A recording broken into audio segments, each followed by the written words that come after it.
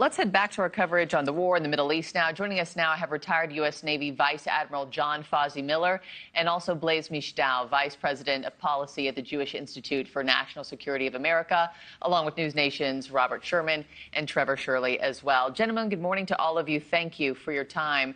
Admiral, if I could just start with you, because I think one of the most interesting things about all these latest developments is that we're now waking up this morning in an extended, indefinite ceasefire. Does this work in or against our favor? Well, right now, Marky, good morning, and thanks for having me. It doesn't look like it's working at all because the Iranians have been busy in the Strait of Hormuz attacking ships again, which is, of course, a violation of the ceasefire. I think probably a nice decision to give the Iranians a little bit of time to regroup and come up with a diplomatic solution to the end of this conflict, but it's not clear to me that they're able to do that or necessarily willing to do that. And so if they're going to continue to attack ships in the Strait of Hormuz has to be open when this conflict is over, then perhaps negotiations isn't the way we're going to be able to go. Yeah. Blaise, let me ask you about the breaking news just from this morning. We've led the top of every show with it. The fact that you have 3 cargo or container ships that have been attacked early this morning, mere hours after that ceasefire was extended. How is this all complicating, efforts to bring both sides back to the table at some point? Yeah, good morning, Marky. It's good to be with you, and it's good to be on with Admiral Miller, who I've had the pleasure to work with at JINSA. It's clear that I think both sides are engaged in a game of chicken, trying to figure out who has the stronger position and who can make the other flinch first. President Trump has the blockade, which is keeping Iran from exporting its oil, from getting the revenue it needs to try to keep its faltering economy and this regime in power. And Iran thinks that it has a card to play here in terms of keeping shipping from coming out through the Strait of Hormuz by continuing to attack ships, as Admiral Miller mentioned.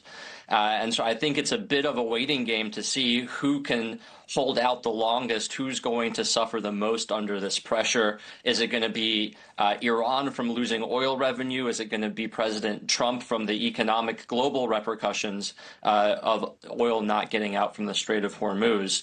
But I do think that we're seeing signs of the Iranian regime starting to fight amongst itself, struggle for power. And I think that actually leads to the potential solution here of ultimately this regime collapsing at some point, maybe sooner rather than later.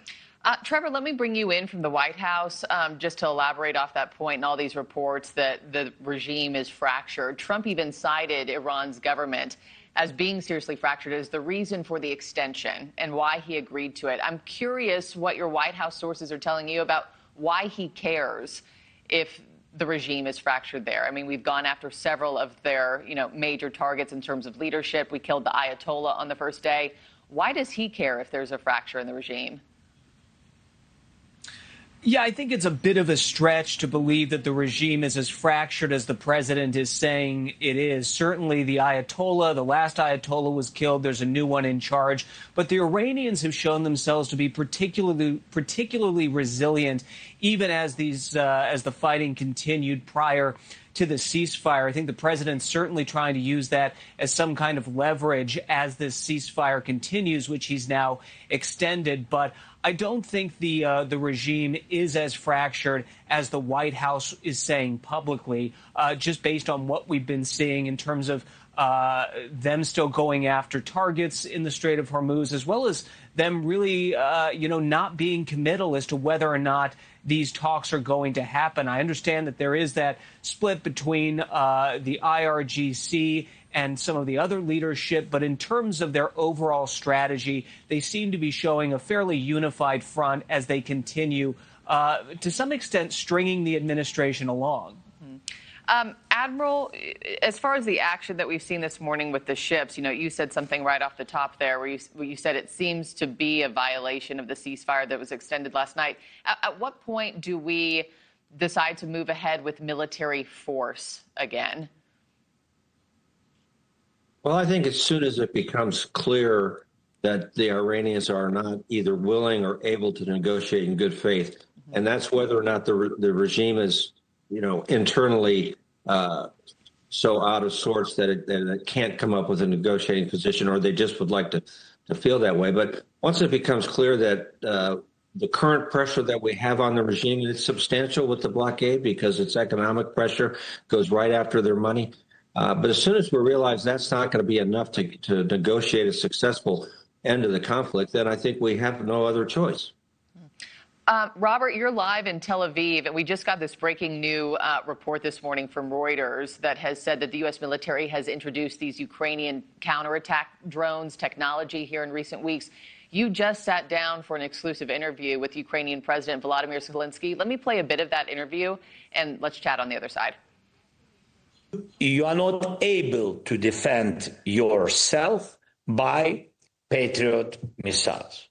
You will not have them because the volume for today of production per year in the United States, about 60 per month. So you will have 700 per year. Even if you will have 7,000 now, it's not enough to defend. So you need cheaper and quicker in production. Yeah, Robert, I don't know if you've yet gotten a chance to talk to sources this morning. This just broke a little bit ago. But what's your read on that? What might your sources' reads be on that? Does it signal that we're running out of tools in our arsenal? Well, at the very least, it signals that we live in a completely different era of warfare, Marky. And this is something that you've seen many of the Gulf states talking about in particular, because the weapons that are coming here towards Israel, these long-range ballistic missiles, it's a completely different theater in the Gulf in which you have seen those cheaply made Shahed drones, which have really been the weapon of choice, particularly in the UAE.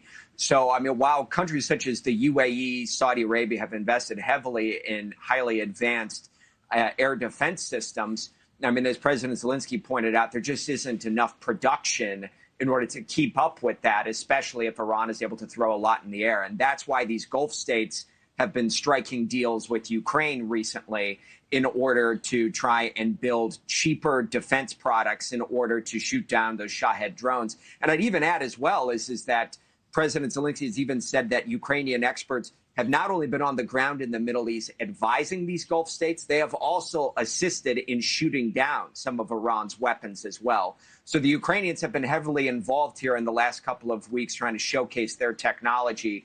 And it has certainly resonated, not just for defending airspace, but as he pointed out, also defending the Strait of Hormuz, other key waterways. It's a more cohesive ecosystem. Well, keep us posted what more you might hear there. Blaise, let me just give you the last word as we look ahead to later this week. Now you've got a second round of talks between Israel and Lebanon scheduled to happen tomorrow in D.C. Marco Rubio heading those up. What do you expect from that and how that might change the whole landscape and dynamic of negotiating across the Middle East? Yeah, I think that it's much more likely that whatever happens with between the United States and Iran will have an impact on the Israel-Lebanon talks in the way that we saw last week. Iranian demands lead to that ceasefire between Israel and Lebanon. I don't think that we're going to see the arrow go the other way. What happens with Lebanon isn't going to force Iran's hand one way or the other or change the U.S. negotiating position.